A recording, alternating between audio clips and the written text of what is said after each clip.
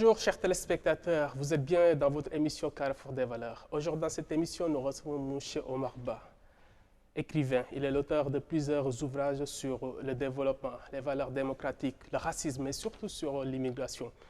Dans la première partie de cette émission, nous parlerons avec lui des questions de l'immigration et de ses enjeux. Et par la suite, faire le tour des sujets dominant l'actualité dans notre pays. M. Ba, bonjour. Bonjour, Mortar. Sociologue de formation, ancien de l'UGB, Université Gaston Berger de Saint-Louis, avant de continuer vos études en France, vous étiez coordonnateur de la Ligue internationale de l'éducation chargée de la stratégie de l'Observatoire des Sénégalais de la diaspora. Vous êtes membre fondateur et secrétaire général de l'Union des jeunes cadres africains pour le développement. Cette année, vous êtes lauréat du prix Jeune Leader africain, décerné par l'organisation Club Modèle. On peut s'arrêter là à la présentation. Oui, c'est exactement ça. J'ai fait bien autre chose aussi, mais il n'est pas ici le lieu de parler de tout ça, je pense.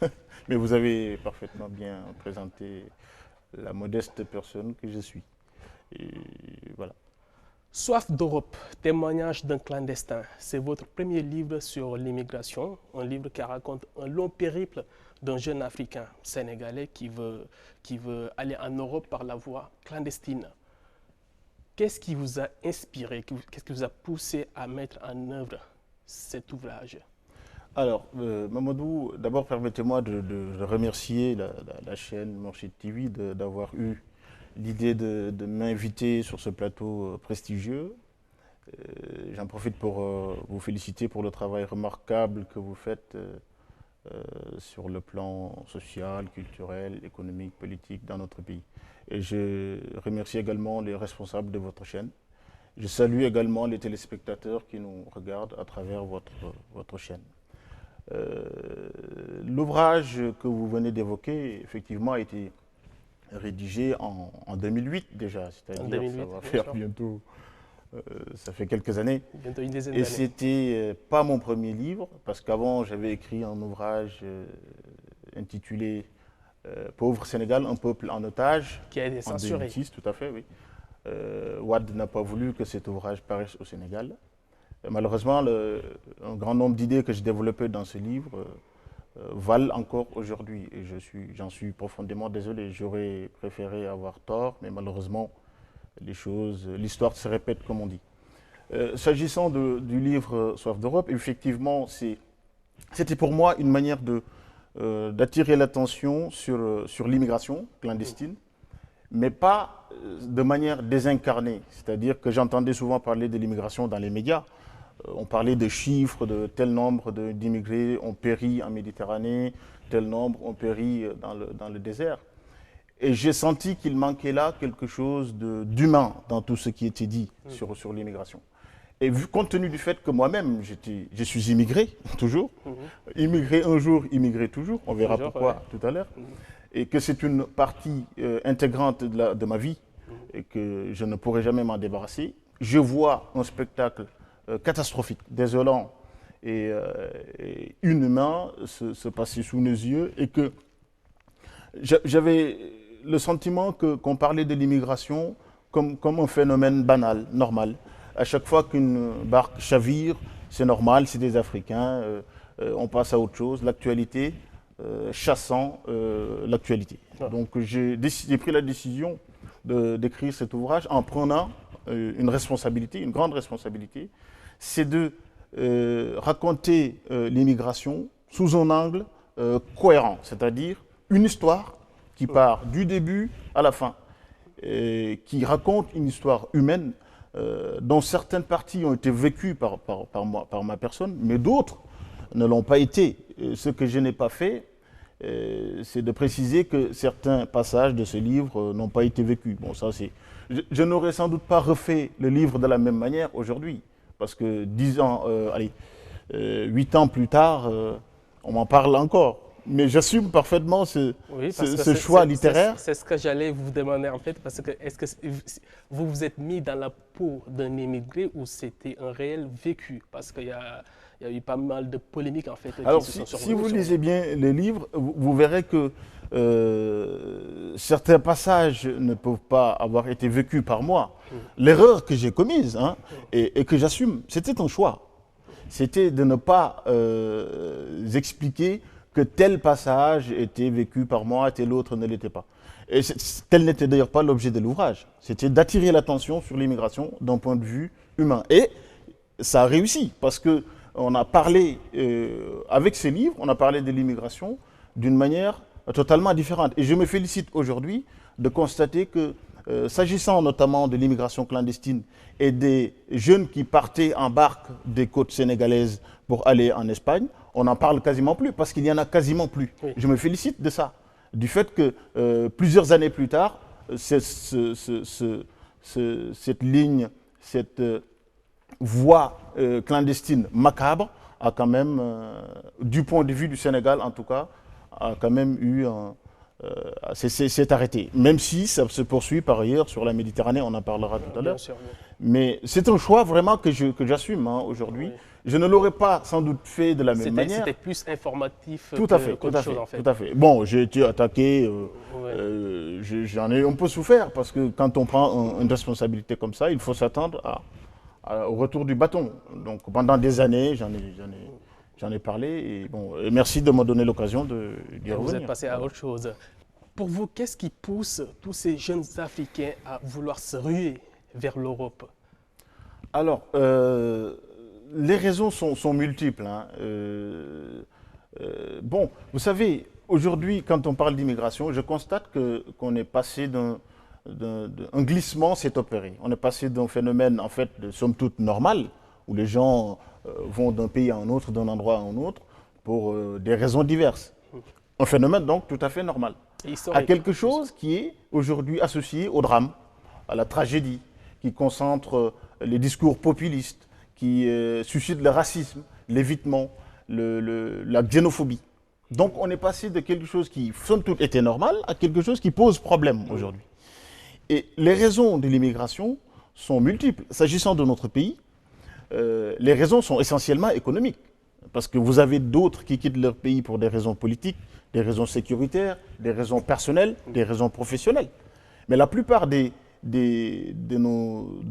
Sénégalais qui quittent le Sénégal pour émigrer dans d'autres pays, c'est pour des raisons économiques. D'ailleurs, les étudiants qui partent sont partis pour des raisons académiques, mais en réalité, des fois, ils deviennent des immigrés économiques. Parce que quand ils terminent leurs études, la plupart ne rentrent pas au pays. Donc, ils deviennent de fait des immigrés économiques.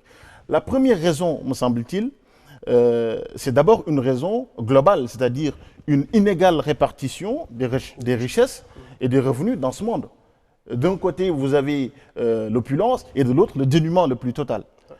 Et ça, c'est le plan global. Sur le plan national, dans notre pays, j'ai sauté l'Afrique, mais on pourrait en parler. Mais sur le plan national, cette inégale répartition des recherches et des revenus s'observe aussi. Parce que vous avez aujourd'hui un Sénégalais sur deux qui vit dans le dénuement le plus complet. Je me demande comment on peut penser que cette situation est viable et que les jeunes vont rester dans un pays où ils n'ont aucun avenir. Donc, un auteur disait qu'un immigré, c'est un individu mal informé qui pense qu'un pays est meilleur qu'un autre. Un individu mal informé qui pense qu'un pays est meilleur qu'un autre. Aujourd'hui, je pense que, moi je dirais que c'est un individu bien informé qui sait qu'en restant dans son pays, son sort ne s'améliorera pas. Parce que il y a quelques années, on pouvait dire que les jeunes étaient abusés par les mirages de l'Europe, comme un Eldorado. Mais aujourd'hui, ils sont bien informés. L'Internet, les réseaux sociaux, tout ceci constitue une source d'information sur les conditions de vie des immigrés en Europe. Il n'en demeure pas moins que ces jeunes continuent à penser que la solution au problème de leur vie, ce n'est pas le pays, mais c'est l'Europe, ou c'est l'Occident d'une manière générale.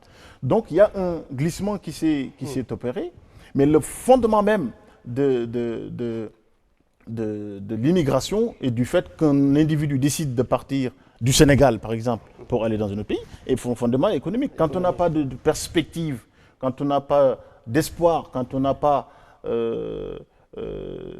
quand on ne pense pas que sa situation va s'améliorer un jour, compte tenu d'une situation sociale, politique, économique qui se dégrade, on comprend qu'on veuille s'échapper de cette prison. Pourquoi l'immigration clandestine particulièrement persiste-t-elle malgré la dangerosité?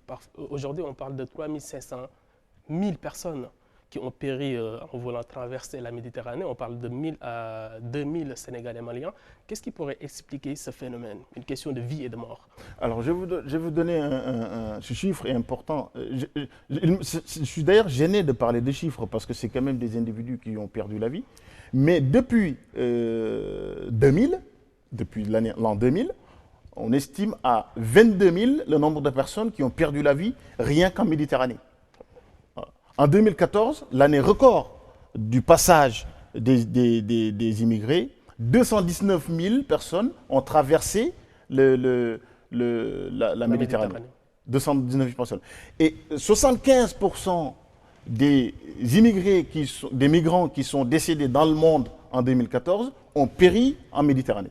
C'est-à-dire que nous sommes entre l'Europe et l'Afrique, nous avons un tombeau à ciel ouvert qui engloutit de jour en jour la force vive de notre continent et d'autres pays. Pourquoi tant de risques alors que les risques sont connus? C'est ce que je disais tout à l'heure. C'est-à-dire que si vous n'avez aucun espoir sur votre avenir, si vous êtes persuadé qu'en restant, vous allez rester dans la même situation, voire dans une situation qui se dégrade, ils disent que le jeu en vaut peut-être la chandelle. On sait que ce n'est pas vrai, parce que de toute façon, quand on meurt, on n'aura rien gagné. Mais moi, je veux qu'on s'arrête là-dessus. Un jeune qui préfère prendre ce risque, au lieu de prendre le risque de commencer une entreprise ou un commerce, ou de prendre le risque d'espérer dans son pays, c'est que la situation est catastrophique. Quand on préfère aller dans la gueule du loup plutôt que de rester dans son pays, c'est qu'il faut nous interroger fondamentalement sur l'avenir que nous offrons à cette population-là. Et me semble-t-il, c'est ça l'enjeu aujourd'hui. Vous accusez notre programme scolaire. Alors, je vais ajouter autre chose. À double titre, notre système éducatif est une fabrique de clandestins. D'abord, il faut se rappeler d'où vient le système éducatif chez nous. C'est dans les bagages de la colonisation. On ne se rend même plus compte que ce que nous appelons aujourd'hui système éducatif, c'est ce qui nous a été légué par le colonisateur. Nous avons fait quelques toilettages sur la forme, mais en réalité, le contenu, les objectifs de ce système éducatif demeurent quasiment les mêmes. Et qu'est-ce qu'on nous apprend à l'école? D'abord, prenons l'exemple de la géographie. Quand on vous met une carte du monde, vous avez l'Europe en haut, l'Afrique en bas.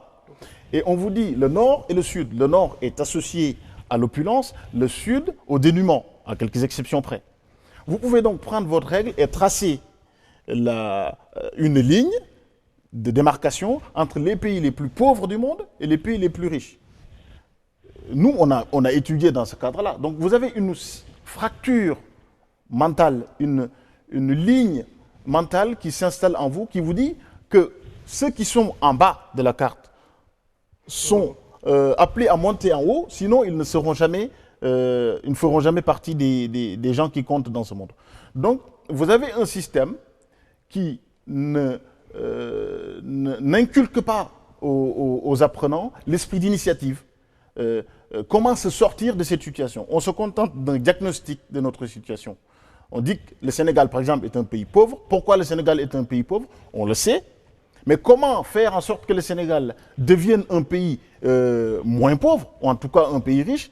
Le système éducatif sénégalais n'est pas outillé aujourd'hui pour insuffler cet esprit d'initiative aux apprenants.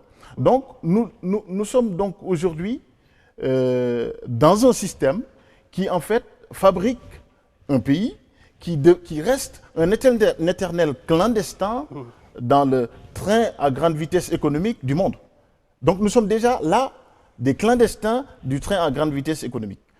Parce que nous n'apportons quasiment pas grand-chose dans ce rendez-vous du donner ou du recevoir, comme comme disait l'autre, sur le plan économique.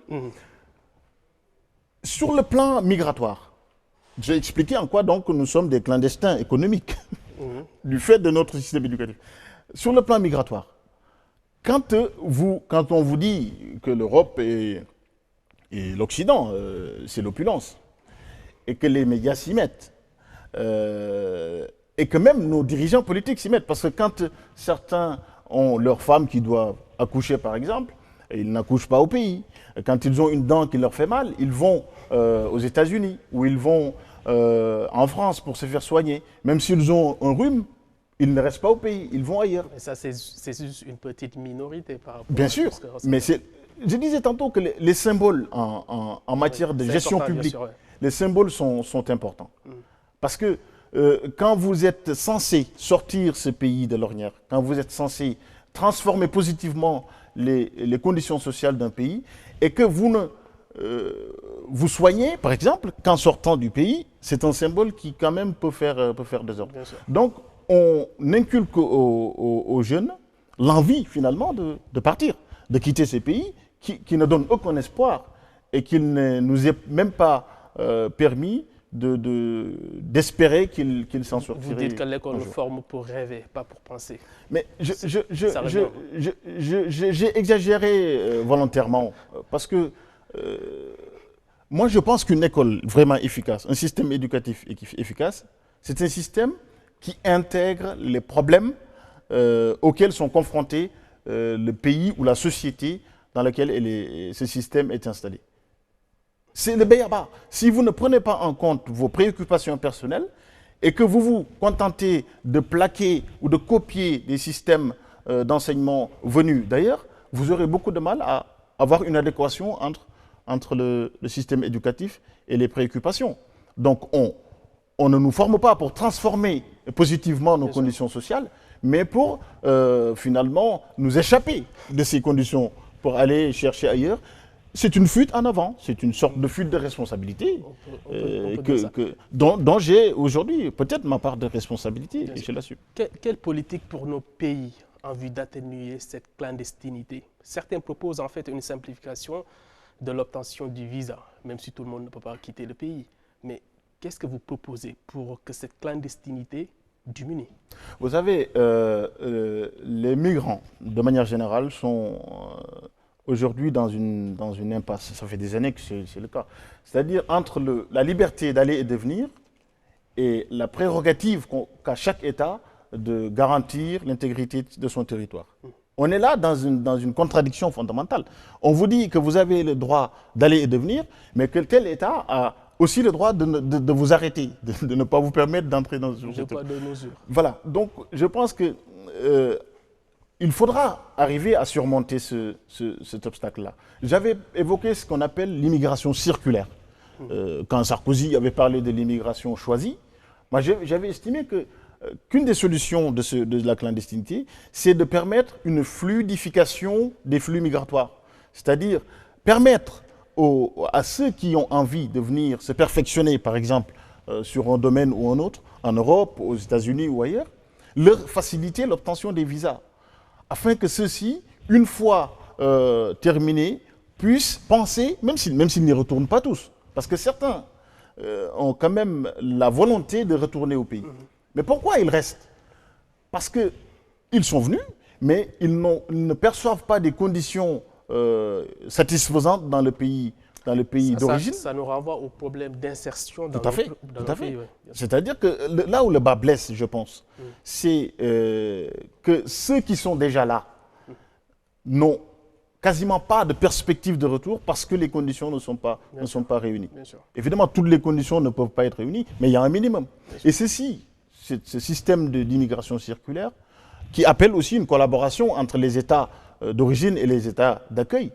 Mais évidemment, ça, c'est une volonté politique qu'il va falloir mettre en branle. Mais je crois que si nous réfléchissons sur ce sujet-là, de l'immigration circulaire, ça peut aider à à atténuer la clandestinité. Comment jugez-vous l'aide financière accordée par l'Union européenne à nos pays, les pays africains, pour stopper un peu l'immigration clandestine et favoriser un peu l'économie des pays? Est-ce que vous pensez que c'est une bonne méthode? Vous savez, pendant trop longtemps, l'Europe a considéré qu'il fallait lutter contre l'immigration clandestine. Lutter contre l'immigration clandestine. Et donc, elle s'est enfermée dans un carcan sécuritaire. On préserve ce qu'on a en Europe, on ne veut pas que les autres viennent. Eh bien, c'était une erreur, parce que quand vous fermez, j'avais d'ailleurs dit quelque chose qui avait surpris, j'ai dit, entre l'Europe passoire et l'Europe forteresse, c'est la même chose. Quand vous fermez, les gens vont quand même venir. Quand vous ouvrez, les gens vont venir. Donc, essayez d'entrouvrir pour quand même permettre aux gens de venir. Essayez d'aider les pays d'origine à stopper l'immigration en leur donnant de l'argent. Ça, c'est une évolution dans la politique migratoire européenne. Parce qu'avant, c'était Frontex. On ferme les frontières, on contrôle, on survole la Méditerranée pour voir qui rentre et qui ne rentre pas. Mais je ne suis pas sûr que cette manière-là de donner des moyens aux pays d'origine pour espérer retenir les jeunes sera opérant. Parce que certains pensent qu'en fait, cette aide financière-là ne profite pas finalement aux populations. En fait, mais il ne s'agit pas là simplement de l'immigration. Combien de milliards ont été injectés dans nos pays depuis combien de temps? Mais le problème, c'est la gestion. Notre problème, c'est la gestion publique et le système de redistribution des richesses dans nos pays qui ne fonctionne pas. C'est un système qui est aujourd'hui en panne. Vous pouvez mettre le nombre de milliards que vous voulez dans l'économie, dans la santé, dans l'immigration. S'il n'y a pas une gestion saine et vertueuse, comme dirait l'autre, de ces fonds-là, ça ne passera pas. En plus, le problème ne sera pas réglé par l'injection de milliards. Sinon, ça se saurait. Je suis venu, j'ai vu et je n'y crois plus. C'est le second livre que vous avez écrit sur l'immigration en 2009, qui a été vendu à plus de 10 000 exemplaires. Est-ce un désenchantement? C'est une désillusion, l'Europe? Oui, fondamentalement. C'est une désillusion, je crois, que chaque immigré aujourd'hui peut vous le dire. C'est certains qui en parlent, d'autres non. Mais la manière dont nous percevions l'Europe et les pays du Nord de manière générale n'a rien à voir avec ce qu'on a vécu quand on est venu. Tout le monde peut vous le dire.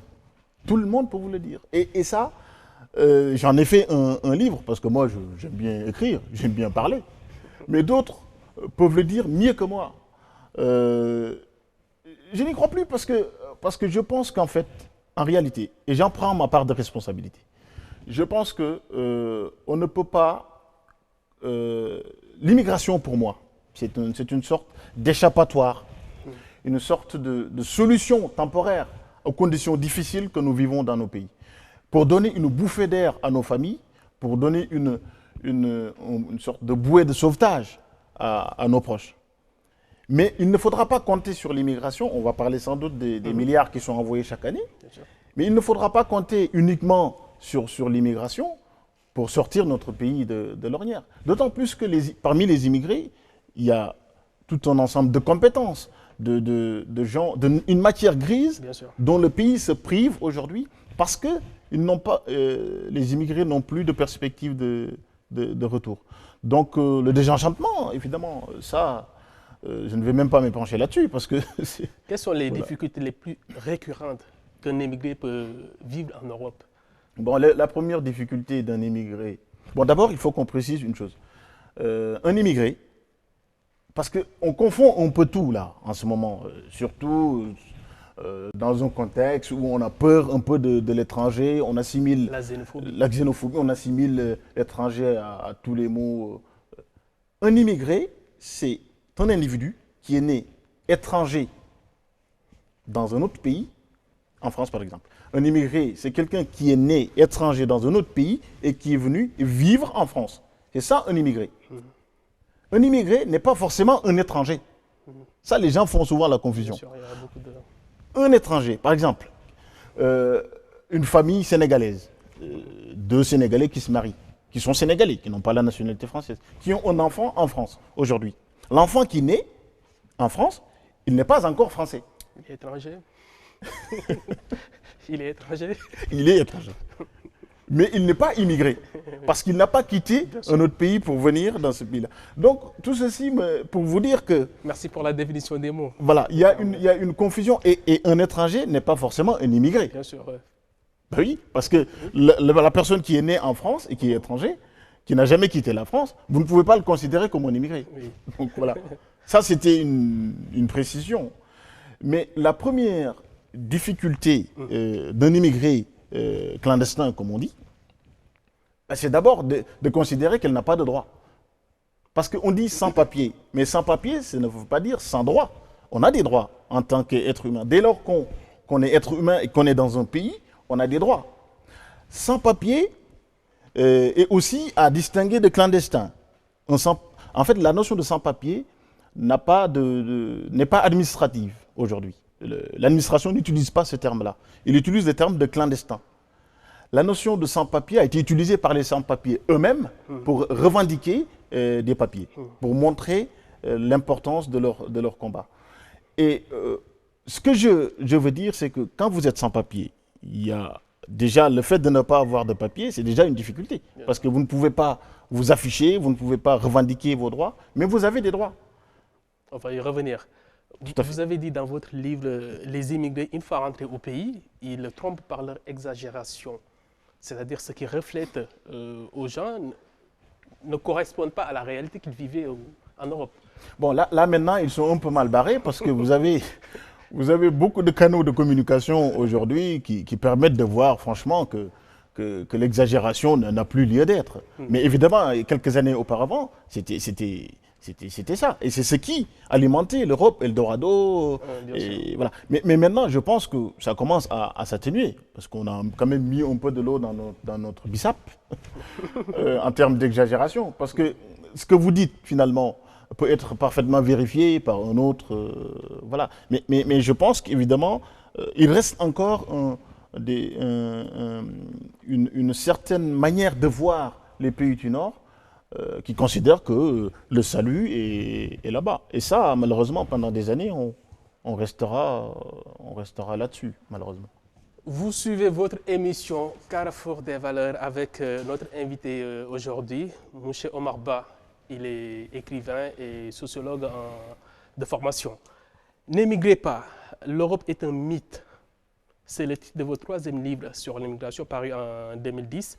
Est-ce un appel aux jeunes du pays de rester, de ne pas venir en Europe? Voilà, bon, c'était ça, mais c'était une provocation aussi. Parce que, bon, je suis bien conscient que... ça ne va pas leur plaire. Oui, ah bah oui, parce que je me suis fait vraiment un peu ratatiner, entre guillemets. Parce qu'ils disent, oh, mais il est parti, il nous dit de ne pas venir. C'est pas ça mon propos, ce que je dis. Parce que le plus important, c'est le sous-titre de ce livre. L'Europe est un mythe. C'est ça que je voulais dire, en fait. Et n'émigrez pas, c'était pour susciter l'intérêt et l'attention de ceux qui m'écoutent et ceux qui me lisent. L'Europe est un mythe, évidemment. Parce que quelques années auparavant, avant ce livre, j'avais écrit « Je suis venu, j'ai vu », je n'y crois plus, le désenchantement. L'Europe, comme Eldorado, c'est fini. L'Europe est un mythe. Non seulement du point de vue de nos pays, en regardant l'Europe, on sait que l'Europe est un mythe, mais au sein même de l'Europe se délite. L'Europe politique, je veux dire, parce qu'aujourd'hui, on parle de beaucoup de problèmes dont fait face aujourd'hui l'Europe, et qui n'était pas le cas, des problèmes économiques, des problèmes sécuritaires, des problèmes sociaux, des gens qui aujourd'hui n'arrivent plus à joindre les deux bouts au sein même de l'Eldorado qu'on nous a chanté depuis des années. Mais sauf si on parle beaucoup plus concrètement, c'est-à-dire la personne, le Sénégalais lambda qui vous regarde depuis quelque part au Sénégal, qui vous regarde parler, vous vous trouvez en Europe. Vous vous mettez à sa place.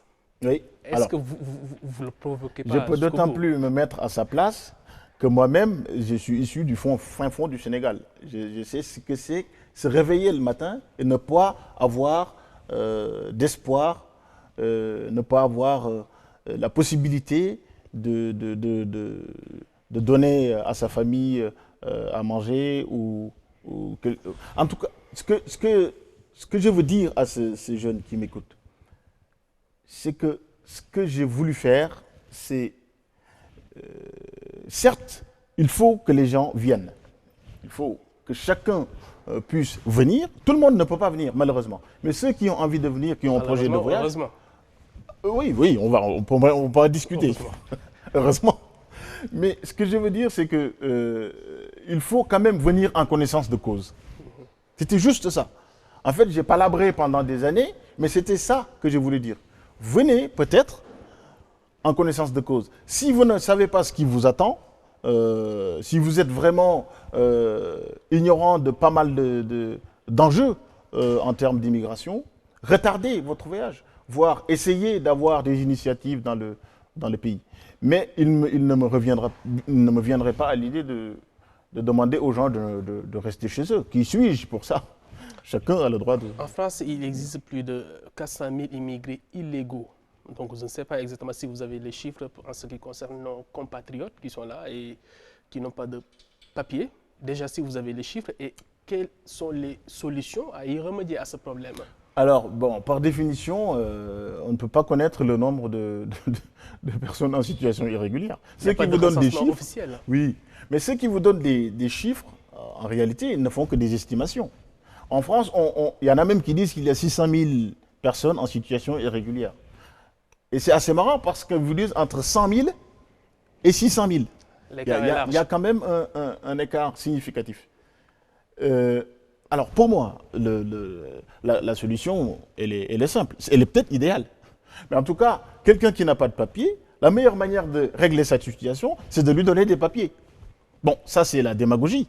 Mais ce que je veux aujourd'hui dire à ceux qui n'ont pas de papier, et qui peut-être, dont certains m'écoutent, c'est que quand vous êtes dans un pays comme la France, par exemple, et que vous n'avez pas de papier, vous n'êtes pas sans droit. Vous n'avez pas de papier, mais vous n'êtes pas sans droit. Essayez de réunir le maximum de preuves de votre résidence en France, notamment les factures d'électricité, les contrats de travail, tout ce qui peut aujourd'hui témoigner ou prouver votre résidence, votre existence en France.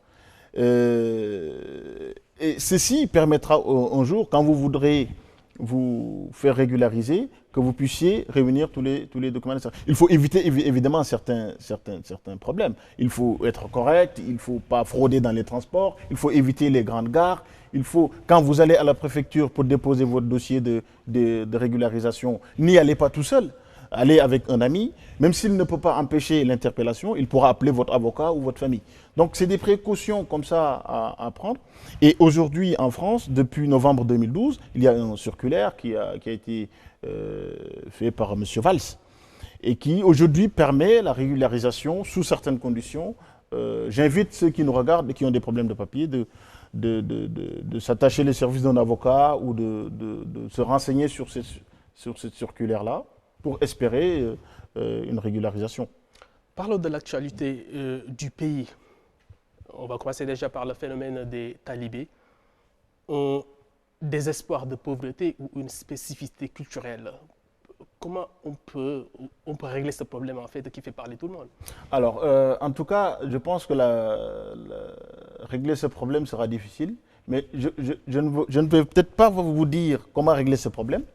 Mais je vais vous dire comment il ne faudra pas procéder pour régler ce problème. Parce que moi, dernièrement, j'ai été assez surpris de constater que l'État a décidé de sortir tous les talibés le retrait des enfants de la rue. Bon, je pense qu'on essaie de régler les problèmes en s'attaquant aux conséquences et pas aux causes. C'est comme si vous avez un robinet qui fuit, au lieu d'arrêter le robinet, vous venez avec des chiffons pour essayer de colmater ça ne marchera pas. Et d'ailleurs, je pense qu'il y a là quelque chose qui n'est pas dit aux Sénégalais et qui peut-être ne peut pas être dit. Parce que subitement, on se lève pour sortir les talibés de la rue. Alors que cela fait des décennies que c'est comme ça. Je ne dis pas qu'il faut les laisser dans la rue. Mais en les sortant de la rue, il faut pouvoir trouver des structures adaptées pour les accueillir. Et je ne suis pas sûr que ce soit le rôle de l'État de créer, de construire des bâtisses ou des structures pour regrouper les talibés dedans. Non, il faut pouvoir travailler à l'insertion, à la réinsertion de ces talibés dans la société sénégalaise. Parce que si vous les... on dit qu'ils sont 30 000 ou quelque chose comme ça, vous les mettez où? Vous les arrachez à leur famille. D'abord, je pense qu'il faut d'abord faire un travail de recherche sur l'origine, la filiation de tous ces talibés-là. La filiation en termes de parents familiales, la filiation familiale, mais aussi la filiation en termes d'école. Parce qu'on pense que la plupart des talibés sont issus en fait d'écoles coraniques. Moi, ça me gêne un peu parfois de parler d'école coranique. Parce qu'une école coranique digne de ce nom ne va pas jeter comme ça en pâture des enfants dans la rue.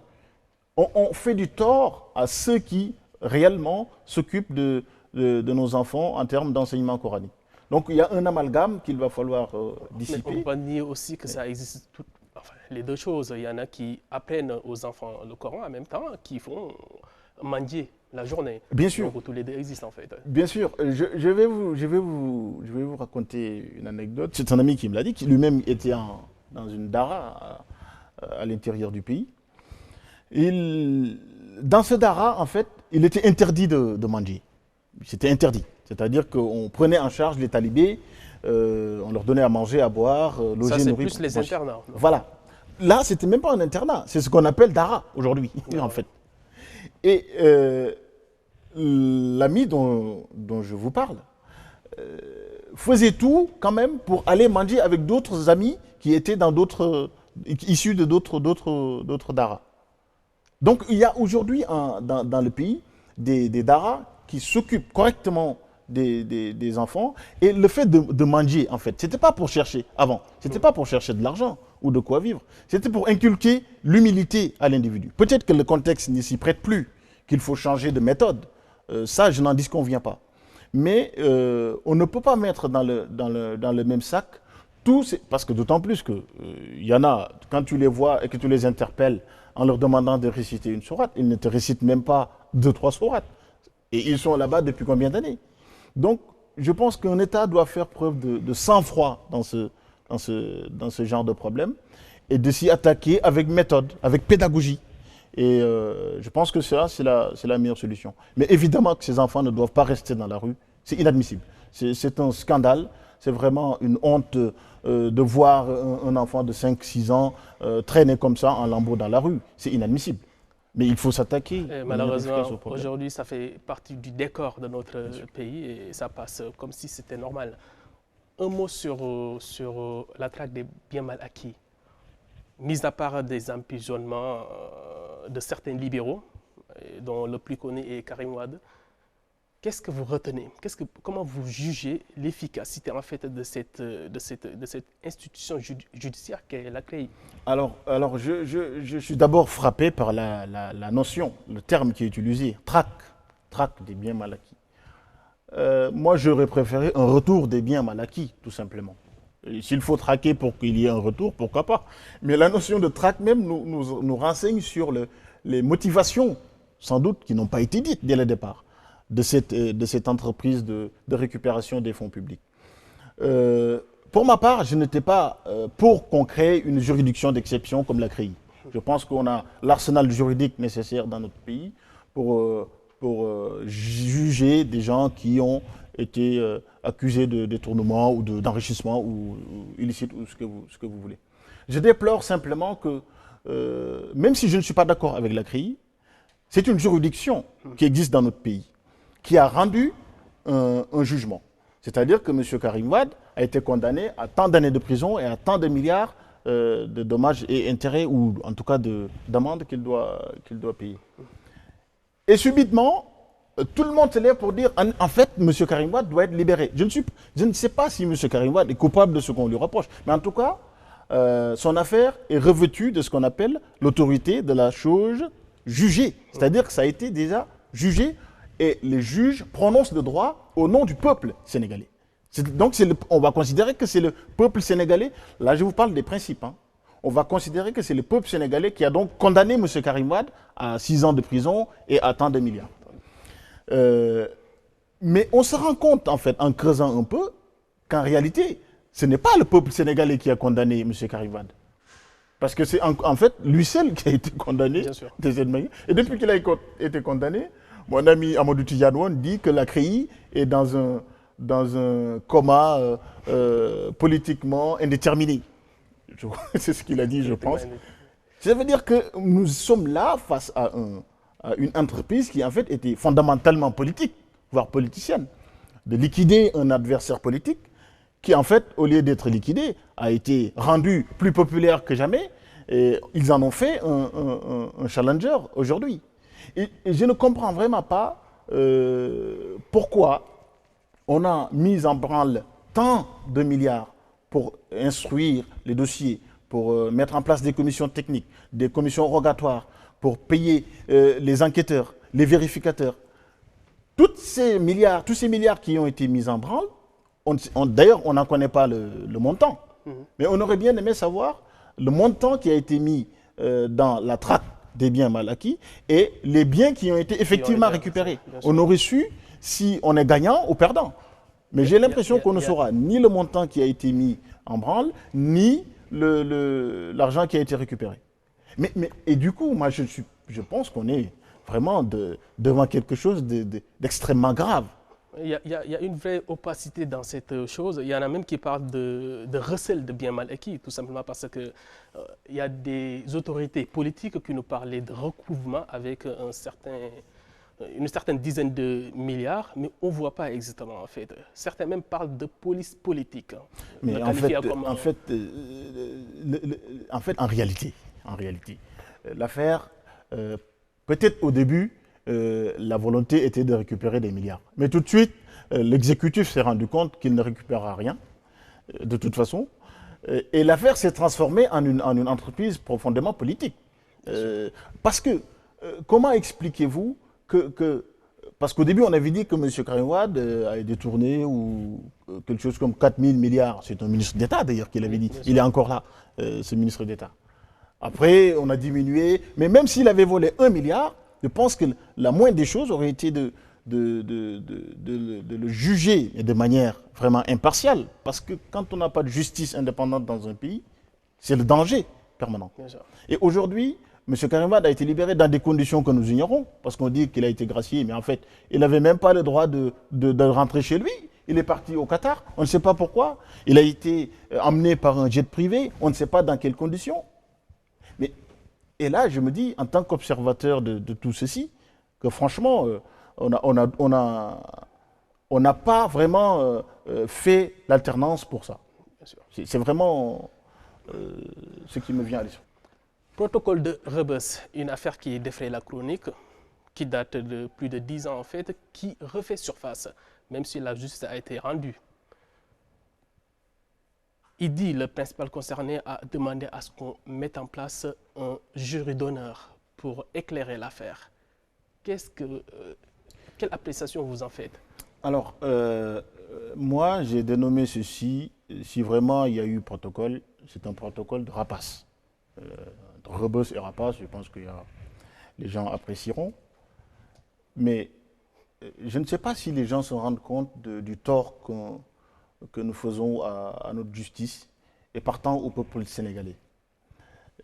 Dans cette affaire de Rebeuss, des chantiers de Thiès ou ce que vous voulez, la justice a été rendue. Dans quelles conditions on ne s'en rappelle sans doute plus. Mais en tout cas, un non-lieu a été prononcé. Bien sûr.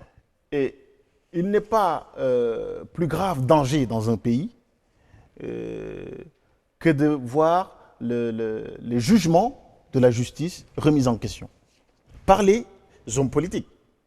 Parce qu'on peut par exemple, le président de la République a un droit de grâce, peut gracier quelqu'un. Ça, on peut dire que c'est un empiètement sur le pouvoir judiciaire. Mais ça, c'est prévu par la loi. Tout le monde est d'accord. Mais ce dont s'adonnent aujourd'hui les hommes politiques sur ce protocole, c'est extrêmement grave. Parce que vous avez un avocat, vous avez une notaire assermentée, un ancien Premier ministre, et peut-être le palais de la République, qui se chamaille sur quelque chose qui, en fait, a déjà été jugé par la justice. C'est-à-dire qu'on se contre... je ne vais pas utiliser ce mot, mais on se moque totalement de la justice sénégalaise. Ça veut dire qu'il peut rendre des jugements quand il veut, on peut le contester quand il veut. Parce que M. Seck qui propose un jury d'honneur, il parle d'honneur parce qu'il sait que la justice est déjà passée. Mais le fait même de parler d'honneur encore, après que la justice soit passée, est déjà un problème. C'est-à-dire qu'on est là dans quelque chose qui nous fait dire qu'en fait, la justice a été rendue sans honneur, sans aucun respect pour les valeurs éthiques et déontologiques de notre pays. C'est extrêmement grave. Et je pense que les Sénégalais ont d'autres priorités que de discuter sur un protocole de réponse. Et cela pose le problème du sens des priorités et de la bonne gouvernance dans notre pays. Et je mets l'opposition et le pouvoir dans le même sac. Parce que vous avez aujourd'hui un débat qui, me semble-t-il, n'est pas à la hauteur des enjeux. Et ce débat n'est pas à la hauteur parce que sans doute les hommes qui sont en train de tenir ce débat n'ont pas conscience de ce pourquoi ils sont là, en réalité. Parce que, pour moi, l'engagement politique est très difficile. Il est difficile, non pas parce que ça donne lieu à une compétition féroce entre des gens qui se jettent des pierres et tout. Non, la difficulté de l'exercice politique tient au fait qu'il suscite des aspirations et un espoir chez le peuple que l'acteur politique n'a pas le droit de décevoir. C'est pour ça que l'action politique, l'exercice politique est difficile. C'est un engagement personnel, un engagement qui ne se prend pas à la légère entre un homme ou une femme et un peuple. Cet homme ou cette femme estime ou pense avoir les capacités de transformer positivement les conditions sociales du peuple. Il en a le sentiment, il le pense. Je pense que l'idée de sentiment est très importante. Parce que vous pensez que vous avez les capacités de transformer positivement l'existence du peuple. Mais vous n'en êtes pas certain. Bien sûr. Parce que personne ne vous a jamais vu à l'œuvre. Et c'est le seul juge est le peuple. C'est le peuple qui est seul juge de votre capacité à régler ces problèmes quotidiens. Et pour terminer là-dessus, l'engagement politique, ce que demande l'engagement politique en termes de mental, en termes de rigueur, en termes d'investissement personnel, me fait dire qu'il ne peut pas être fait éternellement. On ne peut pas s'engager éternellement. On parle des gens qui sont là depuis 30 ans, 40 ans. Ce n'est pas possible. Si vous êtes vraiment engagé dans ce qu'est l'action politique pour moi, qui est la transformation de l'existence des populations, et si vous vous donnez complètement, vous ne pouvez pas faire plus de 15 ans dans l'arène politique. Ce n'est pas possible. Sinon, vous êtes là, vous vivez, vous êtes un professionnel de la politique. Et ça, c'est ce qui doit cesser dans notre pays. On doit cesser avec les professionnels de la politique. Bien sûr, ça va nous basculer sur une question, le renouvellement de la classe politique. Vous pensez qu'il y a une nécessité à se renouveler politiquement pour adopter d'autres méthodes en fait à faire de la politique? Alors pour moi, le renouvellement politique, compte tenu de ce que je viens de dire et de l'investissement que ça demande, du temps que ça demande, et de l'engagement que ça demande, la transition générationnelle s'inscrit naturellement dans la vie politique normale d'un pays. Parce que si vous êtes professionnel par ailleurs et que vous vous sentez en capacité de contribuer au développement de votre pays, vous venez, vous demandez le suffrage, on vous élit. Mais vous faites ce que vous avez à faire et vous partez. C'est ça. C'est-à-dire qu'on ne demande pas aujourd'hui aux hommes politiques de régler tous les problèmes du Sénégal. On est quand même dans un pays pauvre. On demande aux gens d'apporter leur pierre à l'édifice d'un Sénégal qui ne se fera pas en un jour. L'erreur que commettent certains, c'est d'abord de penser qu'ils peuvent s'engager comme ça, collectivement, en cachant leurs incompétences. Parce que quand on ne se sent pas capable de relever le défi de transformation de l'existence des populations, on se met dans une masse comme ça. On cherche un poste par-ci, on cherche un poste par-là. Et on n'a pas le courage d'affronter le peuple. Et je pense qu'aujourd'hui, si nous respectons vraiment le peuple et nos engagements envers les populations, nous agissons selon les moyens que nous avons et nous arrêtons. Nous laissons la place à d'autres qui vont apporter leur pierre à l'édifice. Je pense que c'est dans le fonctionnement normal, sain d'une démocratie, ce n'est pas gênant. Et c'est même souhaitable. Ça nous éviterait de voir un certain nombre d'individus qui ont fait preuve d'une incompétence notoire dans notre pays et qui nous ont valu ce que nous déplorons aujourd'hui et qui restent encore en poste. Voilà. Et moi, je pense aussi que la transition générationnelle, j'ai un ami qui me dit, mais en fait, pour avoir une transition générationnelle, il faut quand même intégrer les partis politiques traditionnels, certes. Mais si vous laissez contaminer par une mentalité que vous combattez vous-même, je me demande comment vous allez opérer une transition générationnelle. Parce que pour moi, la transition générationnelle n'est pas simplement liée à l'âge. Parce que bon, c'est pas ça. C'est une profonde rupture dans la manière de conduire les affaires du pays. Une vision nouvelle de cette conduite-là. Un mot sur une compatriote, Mbayang Diop, arrêtée en Arabie Saoudite. Et pour l'instant, le jugement, on ne sait pas encore ça en est où. Et tous ces réseaux mafieux qui conduisent toutes ces personnes à de telles circonstances. Alors, j'aimerais d'abord vraiment me féliciter du dénouement qui semble heureux. Hein. Apparemment, il y a une évolution dans le dossier et que cette compatriote ne subirait pas la peine capitale. Et ça, il convient de s'en féliciter, d'autant plus que les conditions dans lesquelles se serait déroulé ce malheureux incident, les conditions étaient vraiment accidentelles, donc il n'était pas intentionnel.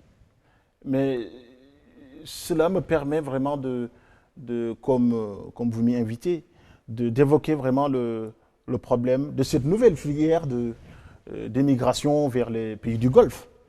Et vers d'autres pays de ce côté-là du monde. Vous avez parlé de réseaux mafieux, mais en réalité, nous avons aujourd'hui au Sénégal des agences de recrutement qui, en fait, recrutent des jeunes filles qui vont faire office de femmes de ménage dans ces pays-là. Donc, ce sont des jeunes filles qui ont un contrat, qui déposent un visa aujourd'hui à l'ambassade du pays concerné et qui se voient octroyer un visa. Donc c'est quelque chose, je pense, que l'État du Sénégal peut parfaitement contrôler. Ça ne date pas d'aujourd'hui en plus. Non, ça ne date pas d'aujourd'hui. Les drames dont on parle aujourd'hui, il y en a eu. Dernièrement, une actrice bien connue s'est échappée. Comment elle a fait, on ne sait pas. Mais en tout cas, il est revenu témoigner. Beaucoup de jeunes filles sont aujourd'hui victimes de ces filières d'immigration. Et moi, quand j'observe ce qu'on leur promet comme salaire à la fin du mois, franchement, si la situation n'était pas dramatique, j'aurais presque envie de rire.